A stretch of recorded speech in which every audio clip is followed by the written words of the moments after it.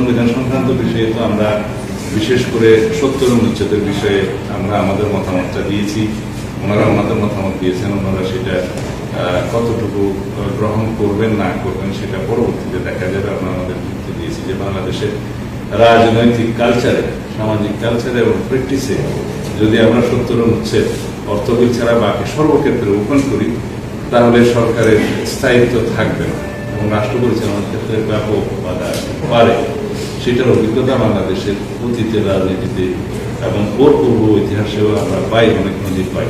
তো সেক্ষেত্রে আমরা বলেছি অর্থ বিল, সংবিধান সংশোধন বিল, আস্থা ভোট এবং জাতীয় নিরাপত্তা সংশ্লিষ্ট বিষয়গুলো বাদে সংসদ সদস্যরা যে কোনো বিষয়ে আলাপ আলোচনা এবং সংসদে ভোট দিতে তাদের কোনো বাধা থাকে না।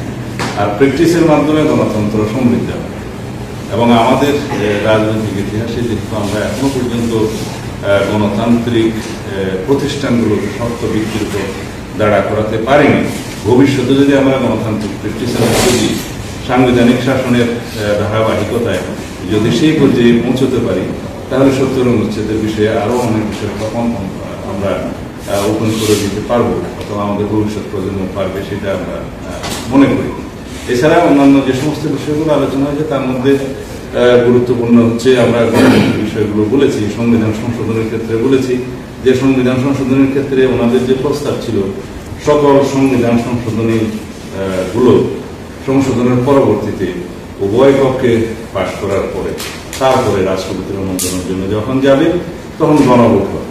আমরা বলেছি যে সকল সংবিধানের সংশোধনী গণভোটের জন্য প্রযোজ্য নয়, শুধুমাত্র যে সমস্ত বিষয়াদি গণভোটের জন্য নির্ধারিত থাকবে, যেমন বর্তমান সংবিধানে আছে যে প্রস্তাবনা আর্টিকেল 8 মানে রাষ্ট্র পরিচালনার মূলনীতি, আর্টিকেল 48 এবং 56 এবং 142 যেটা 142 যেটা সংবিধান সংশোধনের কার্যক্রমগুলো মানে উপায়গুলো বলা আছে, সেই ক্ষেত্রে 142 ইটসেলফ এটা যদি সংশোধন করতে হয় তাহলে সেটা গণভোটে যেতে হয়। সেটা এখন রিইনস্টেট হয়েছে সুপ্রিম কোর্টের 15th অ্যামেন্ডমেন্ট মামলাতে যেটা ভার্ডিক্ট এসছে, তবে সেটা পার্লামেন্টে পরবর্তীতে গৃহীত হওয়ার পরে সেটা কার্যকর হবে।